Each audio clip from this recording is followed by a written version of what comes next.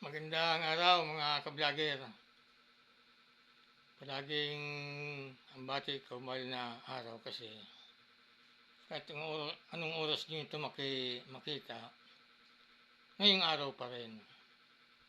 Ang ipapakita ko sa inyo yung mga koleksyon ko naman na salamin.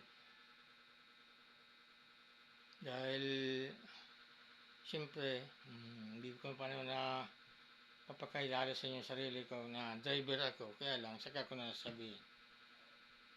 Pag ako, siyempre, pag nagdadrive ako, siyempre, hindi pwedeng wala akong salamin. Kaya nakahiligan kong mag koleksyon ng salamin. Mga salamin sa mata. Pati nga yung sa dagat mayroon ako. Kaya lang, ewan kung saan kinilagay ng anak ko. Ipapakita ko sa inyo yung mga koleksyon kong salamin para makita niyo naman kung anong klaseng mga salamin ang naipon ko sa tagal-tagal ng aking pag-iipon.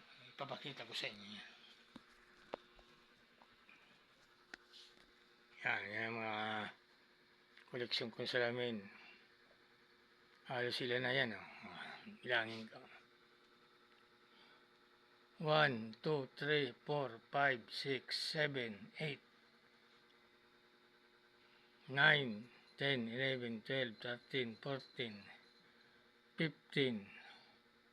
Yan, so yung inupiran ako sa St. Luke's. Yan yung binigay sa akin na salamin. Ilan na yun salamin ko? 40 na. 15, 16, 17, 18, 19, 20, 21, 22, 23 na. Ang dami ng mga salamin kong na koleksyon. Yan lahat. Kaya kung kayo mahilig sa medyo sa salamin na proteksyon sa mata, mag-ipon din kayo para ganyan meron kang, halimbawa nagbabiyahe ka, may pagpipilian ka ng salamin. Yan, paunti-unti ko lang yan pa isa-isa, kaya lang siyempre tagalan dumami ng tumabi. Papakita ko ulit sa inyo sa malapitan. Yan na yun. Maganda rin siyang tingnan kasi marami na siyang klase, iba-ibang klase yan. May bilog, may malaki.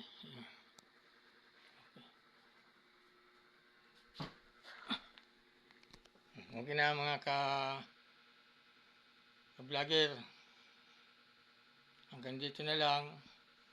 Paki-like naman, paki-follow at paki-share na rin para kahit pa paano, madagdagan naman kahit para unti-unti yung aking follower. Maraming salamat. Magandang araw ulit. Thank you.